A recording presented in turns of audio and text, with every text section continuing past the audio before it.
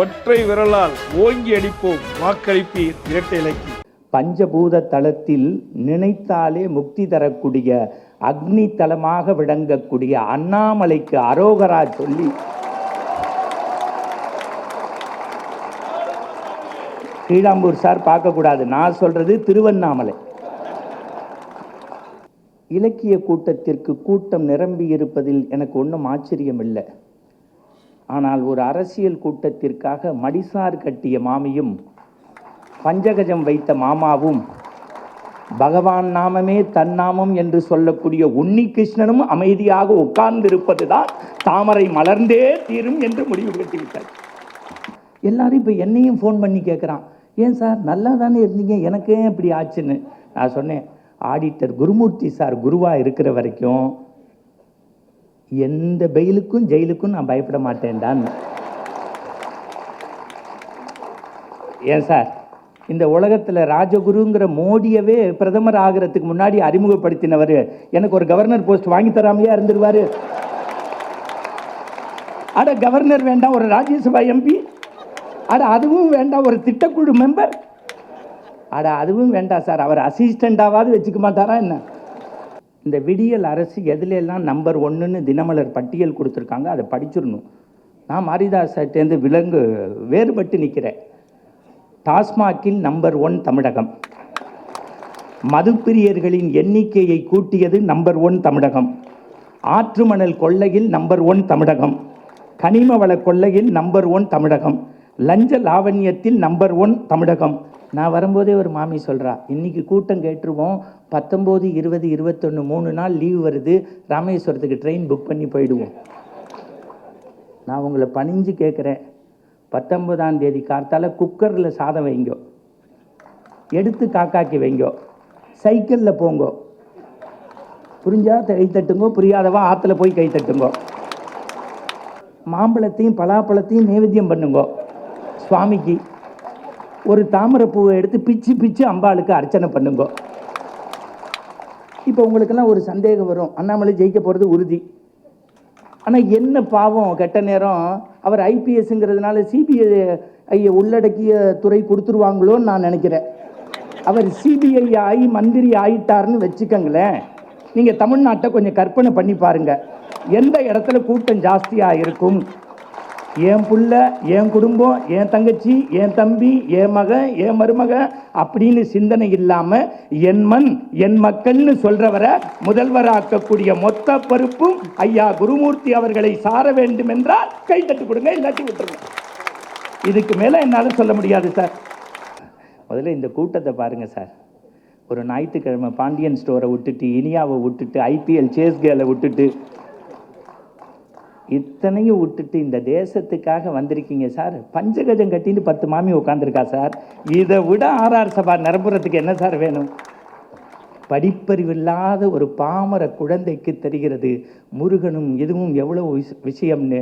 ஆனால் என் கந்த சஷ்டி கவசத்தை பிச்சு பிச்சு பிச்சு பிச்சு பிச்சுன்னு ஒரு கூட்டம் போட்ட போது அதை தட்டி கேட்காதவர்களுக்கு உங்கள் ஓட்டா, இல்லை தேசத்தையும் தெய்வத்தையும் தன் உயிராக மதிக்கக்கூடிய நரேந்திர மோடிக்கு உங்கள் ஓட்டா என்பதை சிந்தியுங்கள். வானாகி மண்ணாகி வழியாகி ஒடியாகி, வானாகி மண்ணாகி வழியாகி ஒடியாகி ஊனாகி உயிராகி. சார் மைக் சத்தத்தை கூட்டாதீங்க, மைக்கும் மனைவியும் ஒரே மாதிரி இருக்கக்கூடாது. வானாகி மண்ணாகி வழியாகி ஒடியாகி ஊனாகி உயிராகி உண்மையுமாய் என்மையுமாய் கோணாகி யான் எனதென்ற வரவரை கூத்தாட்டும் வானாகி நின்றாரை என் சொல்லி வாழ்த்துவேனே என்று பஞ்சபூத தளத்தில் நினைத்தாலே முக்தி தரக்கூடிய அக்னி தலமாக விளங்கக்கூடிய அண்ணாமலைக்கு அரோகரா சொல்லி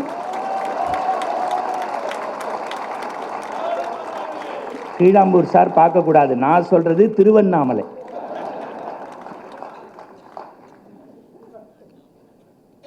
எனக்கு கோவில் கோபுரத்தில் சாமி பார்க்கலாம், இல்லாட்டி உங்களுக்கு தெரியும் மயிலாப்பூர் கோவிலில் நம்ம ஸ்கூட்டரில் போகும்போதே கபாலிக்கு ஃப்ளைங் கிஸ் கொடுப்போம் அப்படிம்போம்.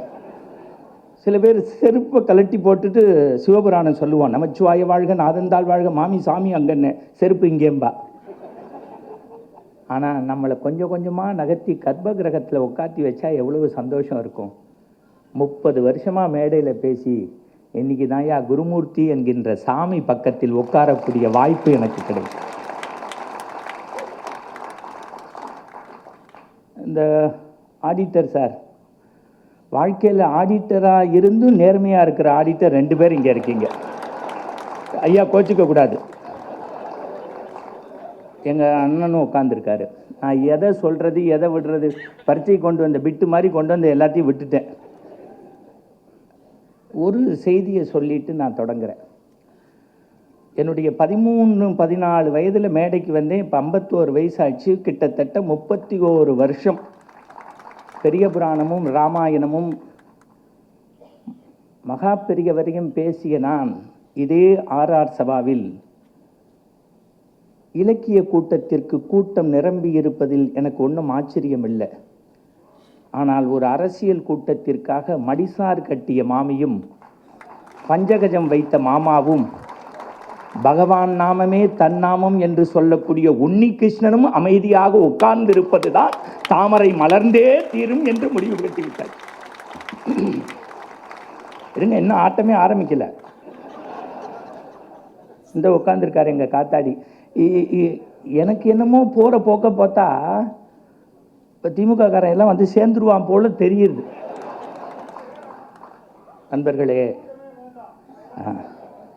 நான் இல்லை சார், நம்மள்கிட்ட உள்ளே ஓடி வரேன், சார் வந்துட்டாருன்னு எனக்கு ஃபோனு. இங்கே ஒரு மாமி செல்ஃபி.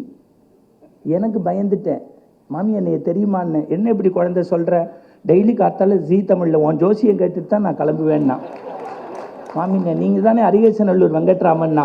இல்லை மாமி, நான் ஆன்மீக கூட்டம் பேசுகிறேன் மணிகண்டங்க. ஏன்னா அதை புரிய வைக்கிறதுக்கே நமக்கு கஷ்டம். ஒரே ஒரு நிமிஷம் உங்கள்கிட்ட சொல்கிறேன்.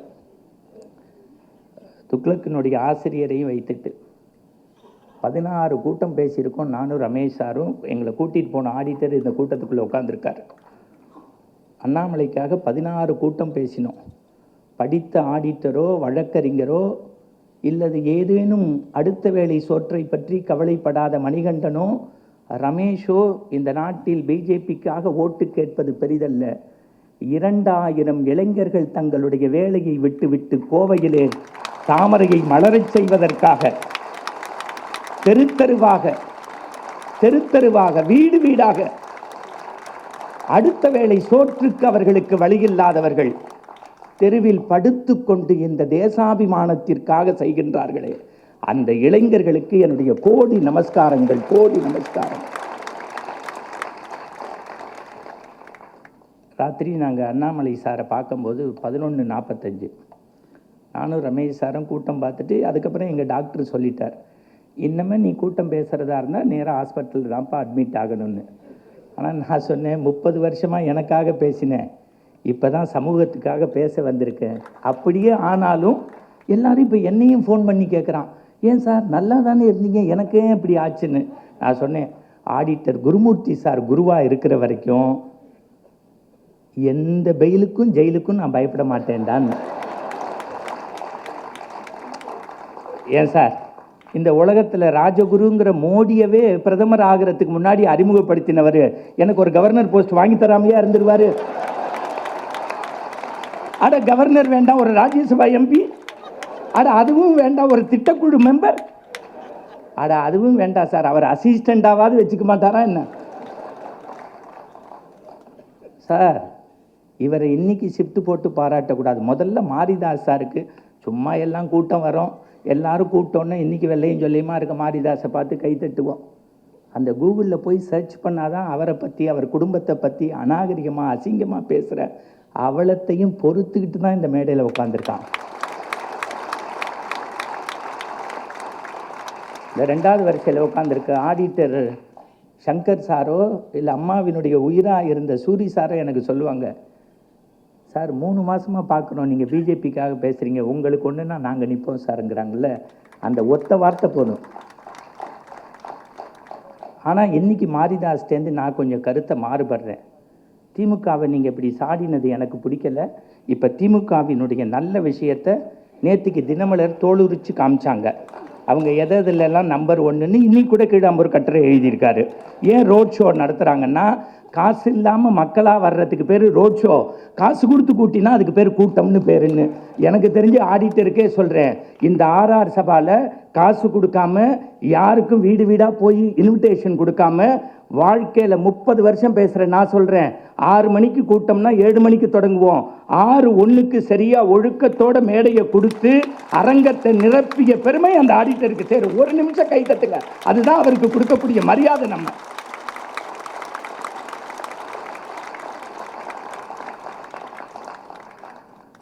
இது மட்டும் இல்லை, செலவு உங்களுக்கு. ஜூன் 20ஆம் தேதி நரேந்திர மோடி பிரைம் மினிஸ்டர் ஆனவளும் முதல் கூட்டம் குருமூர்த்தி சார் தலைமையில், இதே மணிகண்டனும் மாரிதாசனும், இதே ஆர்ஆர் சபா சீட்டை இப்பயே வச்சுக்கோங்க. இறைவணக்கம் மட்டும் உன்னிகிருஷ்ணன். இதுக்கு மேலே உங்களை வச்சு செய்ய முடியாது சார். இன்னைக்கே போட்டுருவாங்க, உன்னிகிருஷ்ணனும் பாஜகவில் சேர்ந்தார். சார், முதல்ல இந்த விடியல் அரசு எதுலெல்லாம் நம்பர் 1ன்னு தினமலர் பட்டியல் கொடுத்துருக்காங்க, அதை படிச்சிடணும். நான் மாரிதாசேருந்து வேறுபட்டு நிற்கிறேன். டாஸ்மாகில் நம்பர் 1 தமிழகம், மதுப்பிரியர்களின் எண்ணிக்கையை கூட்டியது நம்பர் 1 தமிழகம், ஆற்று மணல் கொள்ளையில் நம்பர் 1 தமிழகம், கனிம வள கொள்ளையில் நம்பர் 1 தமிழகம், லஞ்ச லாவண்யத்தில் நம்பர் 1 தமிழகம், அதைவிட மயிலாப்பூர் மக்களை மழை வெள்ளத்தில் தவிக்க விடுவதில் நம்பர் 1 தமிழகம், அரசு அலுவலகங்களில் லஞ்சம் தமிழகத்தில் நம்பர் 1, தரமற்ற சாலை, மருத்துவமனையில் சீர்கேடு, ஓட்டுக்கு இலவசம் என்று மக்களை முட்டாளாக்குவதில் விடியல் அரசு நம்பர் 1.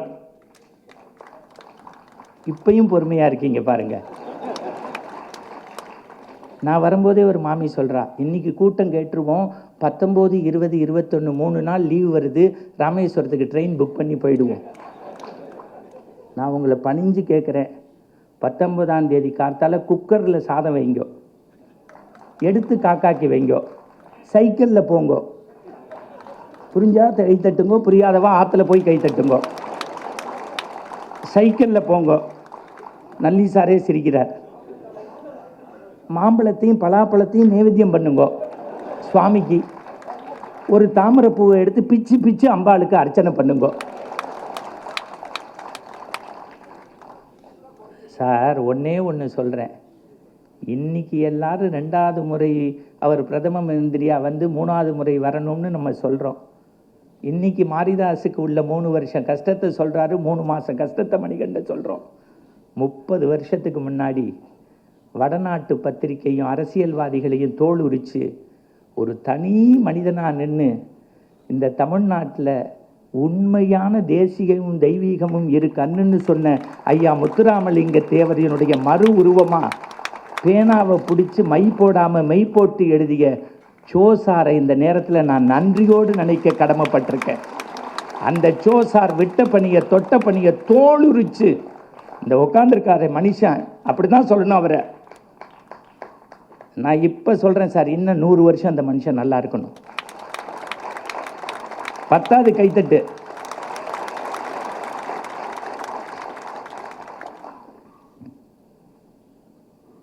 ஒன்றே ஒன்று தான். அது மாதிரி நீங்கள் குப்பை குப்பை குப்பைன்னு பேசாதீங்க சார். கச்சத்தீவை தார வார்த்தாங்க, இலங்கை தமிழர் இனப்படுகொலைக்கு பிரச்சனை பண்ணாங்க, ஜல்லிக்கட்டுக்கு தடை விதிச்சாங்க, வேங்க வயல் மக்களுக்கு சமூக நீதியை வாங்கி கொடுத்துட்டாங்க. அதை விட ரொம்ப முக்கியம், குடும்பத்துக்கு 1000ங்கிறத 2 வருஷம் கழித்து கொடுத்தாங்க. அதை விட ரொம்ப முக்கியம், நவோதியா பள்ளி தமிழ்நாட்டில் வரவிடாமல் பார்த்துக்கிட்டாங்க. சரி, இப்போ கொஞ்சம் ஏன்னா சார் இருக்க மேடை, படித்த சபை, எல்லாரும் போய் 19ஆம் தேதி ஓட்டு போடணும், மீண்டும் மோடியை முதல்வராக்கணும், இது பிரதமராக்கணும். ஏன் முதல்வர்னே வருதுன்னா அதையும் சொல்லி தொலைச்சிடுறேன். அதுவும் ஒரு 15 கூட்டமாக நான் அண்ணாமலைங்கிற ஒரு ஆட்டுக்குட்டிக்கு ஓட்டு கேட்டுக்கிட்டே இருந்தேன். அது பிஹெச்சியில் படிச்சுட்டு சும்மா இல்லாமல் ஐபிஎம்மில் MBA முடிச்சுவிட்டு ஐபிஎஸ்ஸை திறந்துட்டு, சார் வேதனையோடு சொல்கிறேன் சார், நேற்றுக்கு ராத்திரி எங்கள்கிட்ட சொல்கிறாரு, 72 நாள் ஆச்சு சார் என்னுடைய 3 வயசு குழந்தைகிட்ட பேசிங்கிறார். 72 நாள் ஆச்சு. ஒரு 35 வயது இளைஞன் இளமையை துறந்து விட்டு எப்படி துபாயிலையும் அபுதாபிலையும் இங்கே உட்காந்துருக்காங்களே நண்பர்கள் தன் குடும்பம் நல்லா இருக்கணுங்கிறதுக்காக உழைக்கிறதுக்கு போய் தலானிக்கு முத்தம் கொடுக்குற மாதிரி தன்னுடைய இச்சைகளை எல்லாம் துறந்து விட்டு இந்த தேசத்திற்காக ஒரு பகத்சிங்கை போல, ஒரு வாஞ்சிநாதனை போல, ஒரு கொடிகாத்த குமரனை போல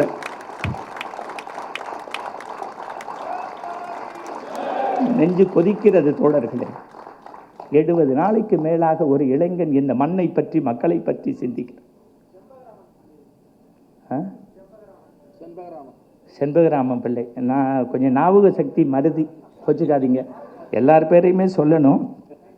என் நண்பர்களே, ஏன் மோடிக்கு இப்போ உடனே நீங்கள் கேட்கலாம், இன்னொன்று சார், ஆடிட்டர் சார், உங்களுக்கு சொல்கிறேன், வாழ்க்கையிலேயே தமிழ் பேசுகிற எங்களுக்கு ஒரு கேமரா வைப்பான், 2 கேமரா வைப்பான், ஃபேஷன் ஷோனா 10 கேமரா வைப்பான்.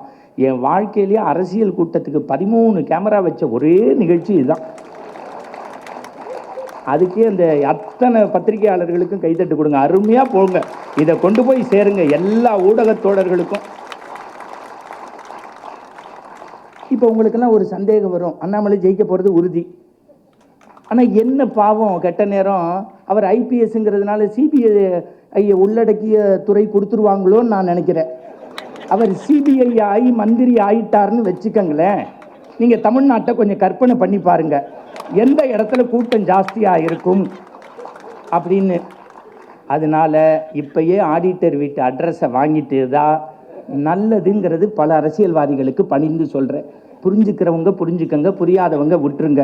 இப்போ உங்களுக்கு ஒரு சந்தேகம் வரும், ஐயோ அப்போ தமிழ்நாடு 2026 மோடிகிட்ட சொல்லிட்டு மீண்டும் தமிழ்நாட்டு முதல்வராக அண்ணாமலையை தமிழ்நாட்டு அரசியலில் கொண்டு வந்து புதிய தமிழகத்தை, வளமான தமிழகத்தை,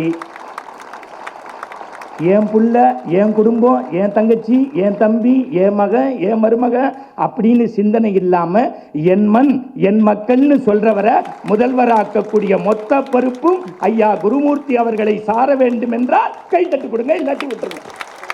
இதுக்கு மேல என்னால சொல்ல முடியாது சார்.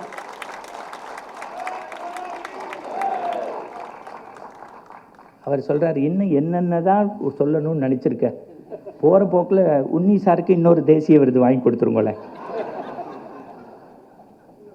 நண்பர்களே, இங்க மூத்த பத்திரிகையாளர் சார் உட்கார்ந்துருக்காரு. ஐயா, எல்லாரும் யார் பேரையாவது நான் சொல்ல விட்டுருப்பேன். ஒரு 14 வருஷத்துக்கு முன்பு மயிலாப்பூர்லேருந்து ஒரு கணவன் மனைவி காசிக்கு போனாங்க. காசிக்கு ஏன் போவாங்கன்னா, காசி விஸ்வநாத சாரோடைய பர்மிஷனோட ஒரு 10-12 நிமிஷம் எடுத்துக்கிறேன். கரெக்டாக என்னுடைய பேச்சை இன்னும் ஒரு 15 நிமிஷத்தில் முடிச்சிருவேன். உடனே ரமேஷ் சார் பார்க்குறாரு, இப்படி தான் நீ சொல்லுவ. முதல்ல இந்த கூட்டத்தை பாருங்கள் சார். ஒரு ஞாயிற்றுக்கிழமை பாண்டியன் ஸ்டோரை விட்டுட்டு, இனியாவை விட்டுட்டு, ஐபிஎல் சேஸ் கேலை விட்டுட்டு, இத்தனையும் விட்டுட்டு இந்த தேசத்துக்காக வந்திருக்கீங்க சார். பஞ்சகஜம் கட்டின்னு 10 மாமி உட்காந்துருக்கா சார். இதை விட ஆர்ஆர் சபா நிரப்புறதுக்கு என்ன சார் வேணும்? அதே மாதிரி இந்த வளத்தளத்தில் ஒன்று படித்தேன். நேற்றுக்கோ முந்தானேத்தோ யாரோ வேத பாடசாலையிலேருந்து ஓட்டு கேட்டாங்க, அவருக்கு ஏதோ துன்பம்னு. அது உண்மையாக இருந்தால் இன்னைக்கு நான் சேலஞ்சு பண்ணுறேன், ஆடிட்டரை வச்சுக்கிட்டு சொல்கிறேன், விடவே மாட்டோம், விடவே மாட்டோம். என்னமே தமிழ்நாட்டில் விடவே மாட்டோம், விடவே மாட்டோம்.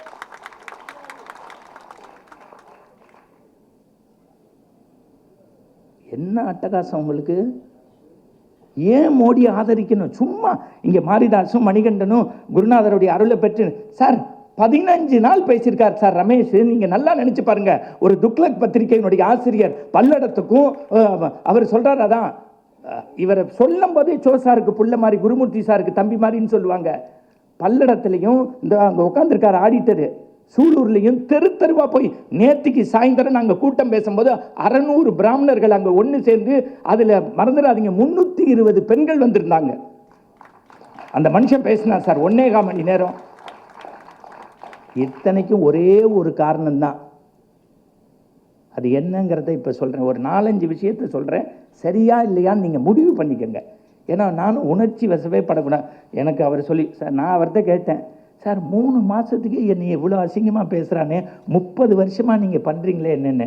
மகா பெரியவர் இருக்காரா எனக்குன்னார். அந்த ஒரு விஷயத்துக்கு தான் உங்கள் திருவடியை நமஸ்காரம் பண்ணுறேன். ஏன்னா நாங்கள்லாம் பெரியவருக்கு பக்தர்னா அவர் பித்தர். இன்றைக்கி போய் தேனம்பாக்கத்தில் பாருங்கள், அந்த இடத்துல உட்காந்தா தனக்குள்ளே ஒரு ஞான வேள்வி வரும்.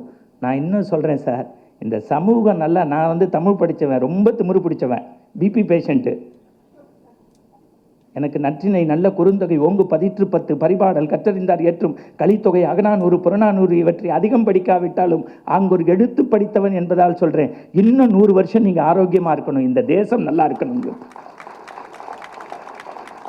ஆடி காரில் போகிறது இல்லை லைஃப், ஆஸ்பத்திரிக்கு போகாமல் இருக்கிறது தான் லைஃப். இப்போ காசிக்கு கூட்டிகிட்டு போகிறேன் உங்களை. காசி விஸ்வநாதர், விஷாலாட்சி, அன்னபூரணியை பார்த்துட்டு தர்ப்பணம் கொடுப்போம் நம்முடைய இறந்த முன்னோர்களுக்கு. 14 வருஷத்துக்கு முன்னாடி இதே மயிலாப்பூர்லேருந்து, அவங்க பேரை நாகரிகம் கருதி குறிப்பிட விடலை, இந்த என்னை கூட்டிகிட்டு வந்தவருக்கு தெரியும், என் கார் இங்கே வரும்போது உள்ளே வர முடியல, இறங்கி வரும்போது ஒரு மாமி அந்த ஸ்லிப்பை கொடுத்து தயவு செய்து சொல்லுங்கன்னாங்க, சத்தியம். அதே 14 வருஷத்துக்கு முன்னாடி காசிக்கு போனபோது எங்கள் தாய் தந்தையை நினச்சி பிண்ட தர்ப்பணம் கொடுக்கணும்னு போனோம், முடியல. இப்போ 3 வருஷத்துக்கு முன்னாடி நானும் என்னுடைய வீட்டுக்காரரும் போனோம் சார். அந்த காசி உண்மையிலேயே சொர்க்கம்னு மாற்றிய பெருமை திரு நரேந்திர மோடி என்கின்ற ஒற்றை மனிதனுக்கு உண்டு. அப்போ ஒன்று கேட்கலாம், ஏன் சார் தர்ப்பணம் கொடுக்குற இடத்துல என்ன பெரிய விஷயமான்னு. இந்த மண்ணுலகத்தில் உங்களுக்கு தெரியாது, இளமையிலேயே துறவு போனவர் ஆதிசங்கரர். பெத்த தாய் ஆரியாம்பிகையும் சிவகுருவும் இறந்து போனார், உபநயம் பண்ணி துறவு போயிட்டார். அம்மாட்ட சொல்கிறார், நான் எங்கே துறவு போனாலும் உன் உயிர் போகும்போது வந்து காப்பாற்றுவேன்னு. கூட்டம் நிறைஞ்சிருக்கு, உள்ளே வரார். ஒரு 2 நிமிஷம் இதை கொஞ்சம் கூர்ந்து கவனிங்க. அது காசிக்கு போனாதான் சார் என்னன்னு தெரியும். இந்த நாட்டில் நம்ம கல்யாண மாப்பிள்ளையாக இருப்போம், 10 நிமிஷம் பவித்திரம் போட்டு நம்மளால் உட்கார முடியாது ஒரு இடத்துல. இந்த தேசத்தில் ஒரு இல் ஒரு வில் ஒரு சொல்னு வாழ்ந்த ராமனுக்கு கோவிலுங்கிறதுக்காக 11 நாள் அண்ணன் தண்ணி ஆகாரம் குடிக்காம பவித்திரத்தை போட்டுட்டு கையில் உட்காந்து ஒழுக்கத்தோட நேர்மையோட அறத்தோட, எனக்கு எந்த சிந்தனையும் இல்லை, அந்த பாலராமருடைய விழிகள் மட்டும்தான் என் தேசத்திற்கு 2040 இந்தியாவை எப்படி உருவாக்க வேண்டும் என்பதுதான் என் சிந்தனைன்னு சொன்னார் சார். ஆனால் நீங்கள் என்ன சொல்கிறீங்க, மீனாட்சிக்கு திருக்கல்யாணம் என்றால் அடுத்து முதலிரவு உண்டான்னு கேட்குறீங்க. சிறுவயது முதற்கொண்டு திருச்செந்தூர் முருகனை நான் தினந்தோறும் வணங்கி வந்தேன். இருவடிகள் திறந்து விடும் பழனி ஆண்டவனை இதயத்தில் வணங்கி வந்தேன். பொறுமனமே பொறு அந்த ஆறுமுகத்தின் அருளாலே போயொழியும் துன்பம் எல்லாம் பொறுத்தேனே பொறுத்தேனே பொன்பழனி ஆண்டவனே, பொறுமைக்கும் எல்லை உண்டு ஒருவதிலும் கூறாமல் அரியனுக்கு தராமல் ஓடினால் என்ன செய்ய ஓடாமல் நடக்கிறேன் தாயாமல் பெறுகிறேன் வழிகாட்டு முய்யா உறவனருக்கு ஒருவரில்லை ஓடிவா குழந்தை வேடான்னு தெரு தெருவா போய் பேசியவர் பிராமண குடும்பத்தில் பிறக்கல. எங்கள் வாரியார் சாமிகள் அவர்களை நினைக்கின்ற போதே தமிழகம் கைகூப்பும். நெத்தியில விபூதி பேசுறாரு, பக்கத்தில் இருக்க பையன் சொல்றான், என்ன சாமி நெத்திக்கு சுண்ணாம்பு அடிக்கிறீங்கன்னு. நம்மளா இருந்தால் டென்ஷன் ஆகிருப்போம். வாரியார் சொல்றாரு, கடவுள் குடியிருக்கிற வீடு, மனுஷன் குடியிருக்கிற வீட்டுக்கு சுண்ணாம்பு அடிப்பாங்க, குட்டிச்சவருக்கு அடிக்க மாட்டாங்க. இப்போ நான் பழனியில் பார்த்தேன், 4 மாதத்துக்கு முன்னாடி கும்பாபிஷேகம் ரன்னிங் கமெண்ட்ரி பண்ணிகிட்டே இருக்கேன் ஜெயா டிவி. பிபி ஏறி போச்சு, சொட்டாயிடுச்சு. உள்ளே வர சித்தநாதன் கடை, சார் வந்துட்டாருன்னு சோடா குடிக்கிறான். வாங்கி கடகடன்னு குடிக்கிறேன். ஒரு லண்டன்காரன் வந்து விபூதி டப்பாவை எடுத்து மேலேங்கிலையும் பார்த்தான். படிப்பறிவு இல்லாத கடைக்காரன் சொன்னான், என்ன பார்க்குறீங்கன்னா, இல்லை எந்த பொருள் வாங்கினாலும் நான் எக்ஸ்பைரி டேட்டு பார்ப்போம், இதில் இல்லையேன்னா. உலகத்திலேயே எக்ஸ்பைரி டேட் இல்லாத ஒரே பொருள் அதான் எடுத்துன்னு போடான்னா. அதுக்கு படித்த லண்டன்காரன் சொன்னான், இதை பூசுறதுனால எனக்கு என்ன யூஸ்ன்னா, உன் எக்ஸ்பைரி டேட்டு தள்ளிண்டே போகுண்டா போய் பூசுறான்னா. படிப்பறிவில்லாத ஒரு பாமர குழந்தைக்கு தெரிகிறது முருகனும் இதுவும் எவ்வளவு விஷயம்னு. ஆனால் என் கந்த சஷ்டி கவசத்தை பிச்சு பிச்சு பிச்சு பிச்சு பிச்சுன்னு ஒரு கூட்டம் போட்டபோது அதை தட்டி கேட்காதவர்களுக்கு உங்கள் ஓட்டா, இல்லை தேசத்தையும் தெய்வத்தையும் தன் உயிராக மதிக்கக்கூடிய நரேந்திர மோடிக்கு உங்கள் ஓட்டா என்பதை சிந்தியுங்கள். என்ன கதை விடுறீங்க? நான் தைரியமாக சொல்கிறேன், கடைசி சொட்டு ரத்தம் இருக்கிற வரைக்கும் இனி இந்தியாவில் தாமரையை 50 ஆண்டுகள் தொடர்ச்சியாக மலரச் செய்து மோடி என்கின்ற ஒற்றை மனிதனுக்காக வாழ்வோம். இப்போ நான் மீண்டும் காசிக்குள்ளே வரேன். ஏன்னா எங்கள் வீட்டுக்கு பக்கத்தில் ஒருத்தர் ஞாபக சக்திக்கு மாத்திரையை சாப்பிட்டு டப்பா எங்கே வச்சோன்னு தேடின்னு தெரியல. நான் மறந்துடக்கூடாது, திருப்பி வரணும். ஆதிசங்கரர் அம்மா இறந்துட்டாரு, கொண்டு போய் அக்னியில் ஆகுதின்னு கொடுப்பா. விட்டுட்டு குளத்தில் குளித்து ஒரு வெள்ளை பேப்பரை எடுத்து 5 பாட்டு எழுதினார். அதுக்கு பேர் மாத்ருகா பஞ்சகம்னு பேர். பஞ்சுன்னா 5. என் தாத்தா சொன்னார், ஹிந்தி படிடா படிடா, சமஸ்கிருதம் படிடான்னு. நான் முட்டா பைய கேட்கவே இல்லை. என் ஃப்ரெண்டோட தாத்தா கோபாலபுரத்தில் இருந்தார், எவனையும் படிக்கக்கூடாதுன்னு தான் பேரெல்லாம் படிக்க சொன்னார். அவன்லாம் படிச்சுட்டு மேஜ் பர் கலம் கை, தீவார் பர் கடி கை, தண்டா பாணி, சப்ஜி சப்பாத்தி அப்படிங்கிறான். அவன் வீடெல்லாம் மேலே போயிட்டே இருக்கு. மறந்துடாதீங்க, திமுக காரங்க நடத்துகிற எந்த ஸ்கூல்லையாவது எந்த காலேஜிலையாவது தேவாரமும் திருவாசகமும் பிரபந்தமும் திருக்குறளுமா சொல்லித்தரீங்க? தமிழில் பேசினா ஃபைனுங்கிறீங்க.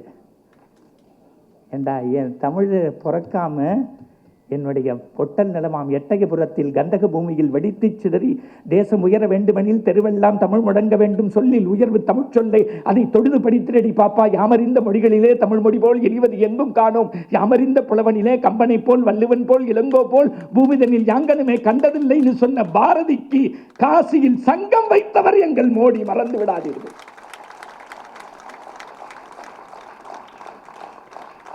நெஞ்சு கொதிக்குது. அந்த மாத்ருகா பஞ்சகத்தை 2 நிமிஷம் கேளுங்க, தண்ணி வந்துடும். இன்னைக்கு நான் எனக்கு ஒவ்வொருத்தர் ஒவ்வொரு துறையில் குரு. என்னுடைய அரசியலின் ராஜகுரு திரு குருமூர்த்தி சார். எனவே நான் எந்த அரசியல் பதவிக்கு வந்தாலும் அதற்கு அவர்தான் காரணம். அவர் யோசிக்கிறார், இப்படி ஒரு சிசி எனக்கு ரசிச்சிருக்க வேண்டாம். நல்லா கேட்டுக்கங்க, 5 பாட்டு. அப்பதான் அதனுடைய வேல்யூ என்ன நமக்கு தெரியும். சும்மா உணர்ச்சிகளை கலப்பி விடுறது. 70 வருஷம் நம்மளை முட்டாளாக்கிட்டாங்க திராவிடம். ராமரை ஆராசா ஒருத்தர் என்ன பேச்சு பேசினார் சார், தெருவா பேசினார் ரமேஷ் எதிர்த்து. அதுக்கு சந்திரமுகி மாதிரி 15 நாள் கத்தினார் சார். மாறி எப்படி ஒரு எமோஷனல் நான் பார்த்ததே இல்லை. நீங்கள் எல்லாம் சாதாரணமாக நாங்கள் இந்த மேடைக்கு வரல. அத்தனை அவமானம். என் பொண்டாட்டி என் பொண்ணு என்கிட்ட பேச மாட்டேங்கிறா. ஏண்டா, காலேஜில் பேசிகிட்டு இருந்தேன், ரோட்டரியில் லயன்ஸில் பேசிகிட்டு இருந்தேன், ஆன்மீகம் பேசிட்டு எதுக்கு இப்போ அரசியல்? நான் ஒன்றே ஒன்று சொன்னேன், கவலையே படாத. இன்னும் 50 வருஷத்துக்கு பூனல் போட்டவன் மேலே கை இல்லை, நிமிந்து கூட எவனாலையும் பார்க்க முடியாது. அந்த நேரம்லாம் மாறி போச்சு. இனி அகண்ட பாரதம் அமைந்தே தீரும். அகண்ட பாரதம் அமைந்தே தீரும். அப்படியே செத்தாலும் தேசத்துக்காக செத்துட்டு போகிறோம்டா. எத்தனை நாள்ரா, எத்தனை நாள்? நான் ஒன்னே ஒன்று சொல்றேன், உணர்ச்சியில் சொல்றேன். கொடுத்தே சிவந்த கோமான், மீனவ நண்பன், ஒளிவிளக்கு, 1000ல் ஒருவன், மதுரை மீட்ட சுந்தரபாண்டியன். இந்த மண்ணை பற்றி கவலைப்பட்ட எம்ஜிஆருக்கு என்ன செஞ்சாங்க திராவிடம்? ஒரு நாளைக்கு 1,00,000 பேர் வந்து போகக்கூடிய சென்ட்ரல் ரயில் நிலையத்திற்கு எம்ஜிஆர் ரயில் நிலையம் என்று பெயர் சூட்டி நட்பை இந்த மண்ணில் நிலைநிறுத்தியவர் நரேந்திர மோடி. கதை விடுறீங்களா நீங்க? என்ன சொல்றேன், அதிமுக காரங்களாம் இந்த தடவை அவசியம் பிஜேபிக்கு ஓட்டு போட்டுருங்க.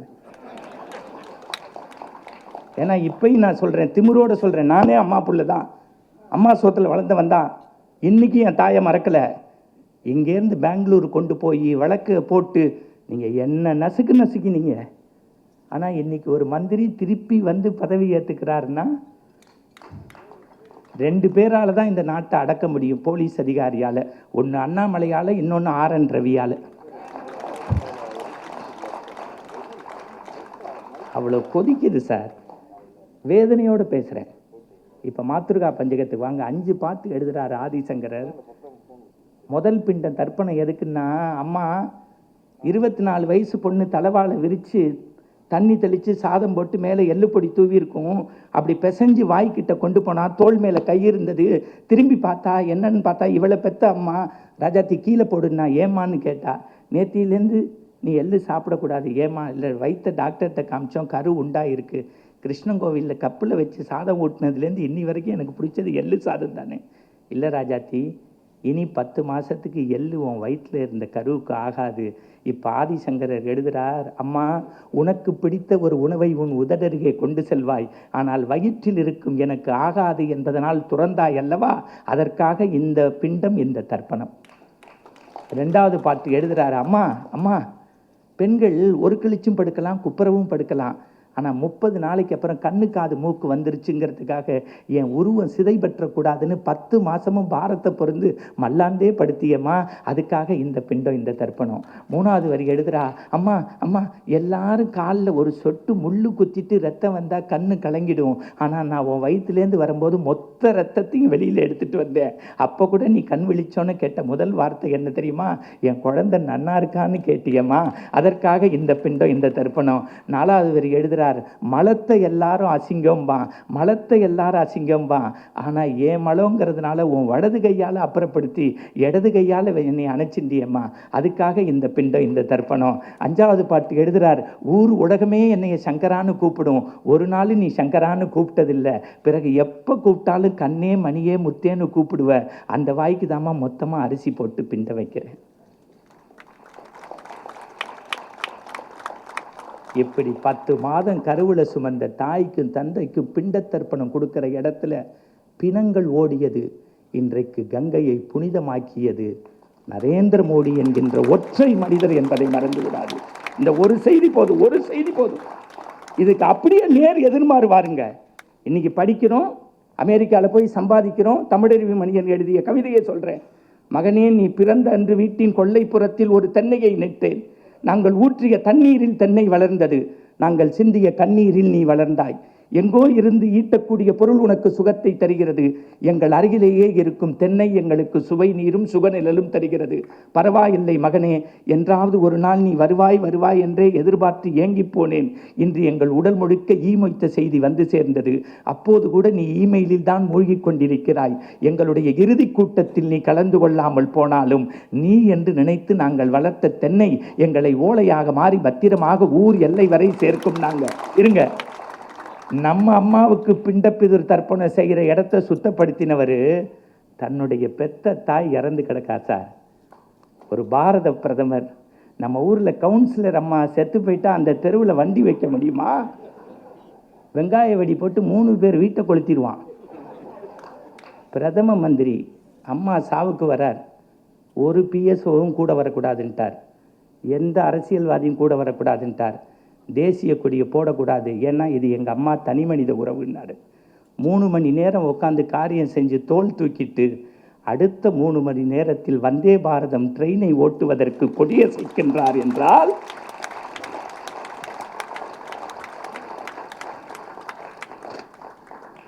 இன்னொன்று கலப்பியிருக்கான் சார். பழங்குடியினர், ஆதி திராவிடர்கள், ஏண்டா முட்டா பேல, உலகத்திலேயே எங்களுடைய பழங்குடியினர் ஆதி திராவிட நல மக்களை உயர்த்தி காட்ட வேண்டும் என்று 100 கோடி இந்தியர்களின் தலைமை பீடத்தில் கொண்டு வந்து ஒருவரை அமர்த்தி முர்மு என்கின்ற தாயை கொண்டு வந்து பராசக்தியின் வடிவமாக காட்டிய பெருமை மோடிக்கு உண்டு. இன்னொன்று சொல்லட்டுமா? ஏமாத்து வேலை எது? வீடு வீடாக பேப்பர் போட்டுக்கிட்டே படித்தாரு, பேப்பராக தலையங்க வந்துச்சு. அக்னியையும் SLV-3 ராக்கெட்டையும் கண்டுபிடிச்சாரு. போலியோவால் அட்டாக்கான குழந்தைக்கு செயற்கை கால் கண்டுபிடிச்சு இதுதான் என்னுடைய உயர்ந்த கண்டுபிடிப்புன்னாரு. அந்த மனிதரை இந்தியாவில் ஜனாதிபதி ஆக்கிய பெருமை பிஜேபி அரசாங்கத்திற்கு உண்டு. ஆனால் அப்துல் கலாமை 2வது முறை ஆக்காமல் பார்த்து கொண்ட பெருமை காங்கிரஸுக்கும் திராவிடத்துக்கும் உண்டு. எவ்வளவு ஏமாத்து சார்! எல்லாத்தையும் விட்டுருங்க சார், இது எதுவுமே விட்டுருங்க சார். இந்த 2 செய்தி இதை நீங்கள் தெரிஞ்சுக்கணும். ஏன்னா இது கபாலி கோவில் முன்னாடி நிற்கிறோம். நம்ம ஊரில் ஒரு சாமியாரை சேர்க்கறதே கஷ்டம். 32 மடாதிபதிகளை தூக்கிட்டு போகிறார் சார் இங்கேருந்து. ஏன்னு செவிவெளி செய்தி கேட்குறாரு. மடாதிபதியை இப்போ நாங்கள்லாம் குருமூர்த்தி சாரை ஒரு மகான் மாதிரி நினச்சி திருவடி வணங்குறோமே, அவருடைய பேருக்கும் புகழுக்கும் இல்லை, பெரியவருடைய பரிபூர்ண ஆசி எங்களுக்கு அவர் மூலம் உண்டுங்கிற நம்பிக்கை. நடந்த விஷயத்தை உங்கள் கண்ணு முன்னாடி காட்டுறேன், ஒரு 2 நிமிஷம் அப்படியே பாருங்க. பாராளுமன்ற கட்டிடம், திரு நரேந்திர மோடி வராரு. அங்கே யார் தெரியுமா சார் முதல் மரியாதை கொடுத்தாங்க?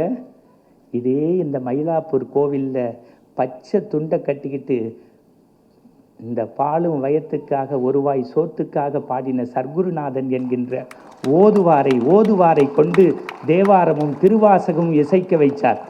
அது இல்லை, எங்கள் உண்ணி அண்ணா தெரிஞ்சுக்கணும், மறந்துடாதீங்க.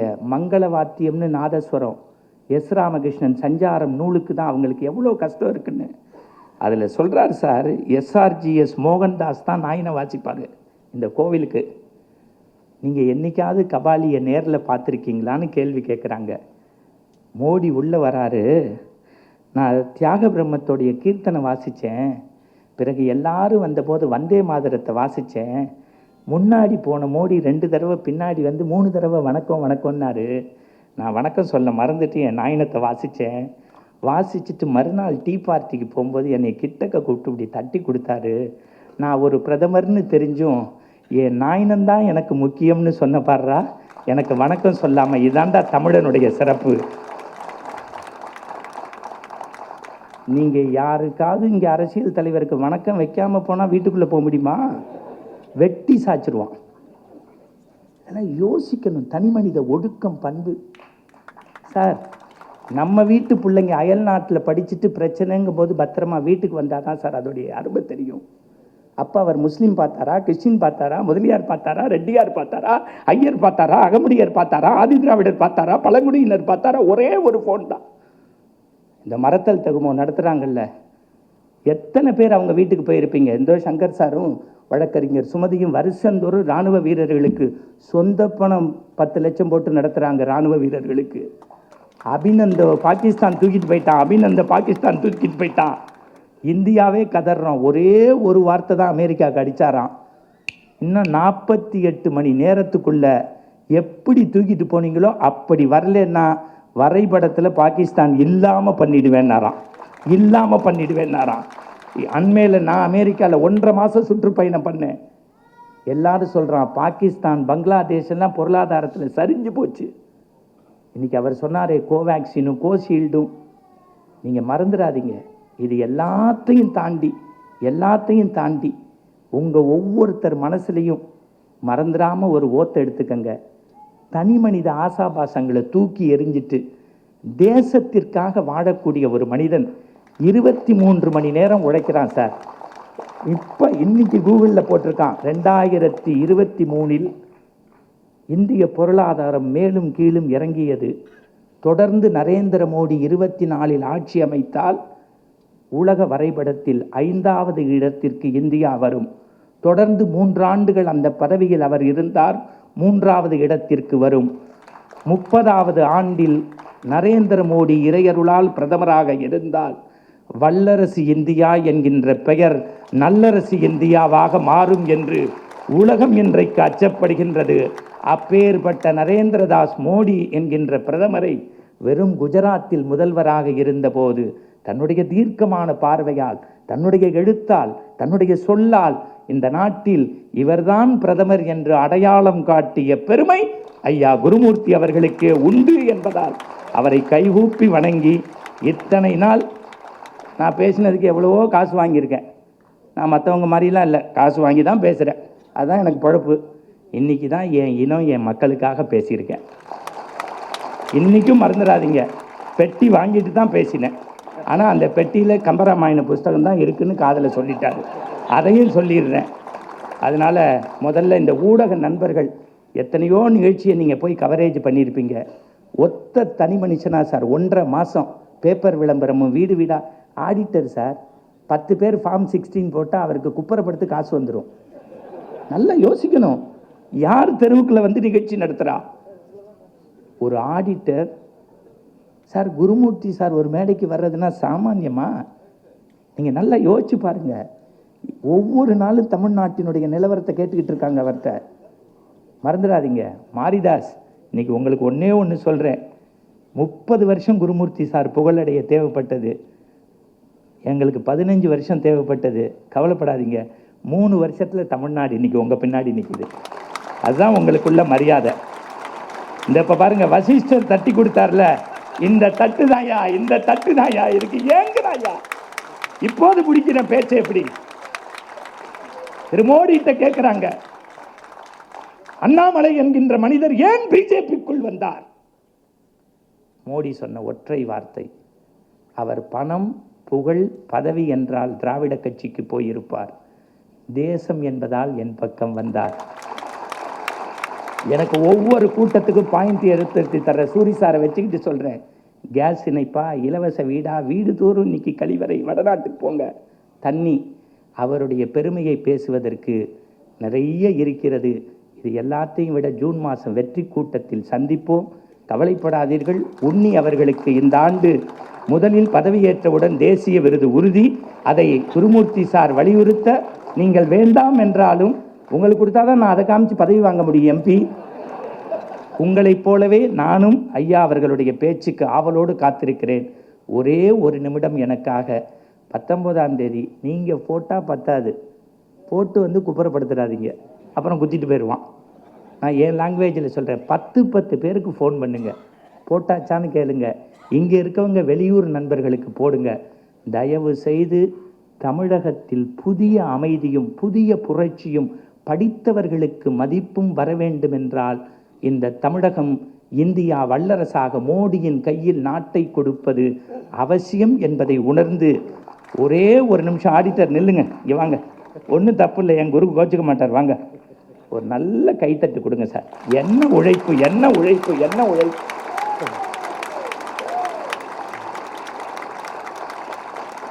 இருந்தாலும் என் பஞ்சை சொல்லாமல் போனால் எனக்கு பிடிக்காது. வெற்றிக்கு பிறகு 8 பவுன் செயினை வீட்டில் வந்து தருமாறு பணிந்து கேட்டுக்கொள்கிறேன்.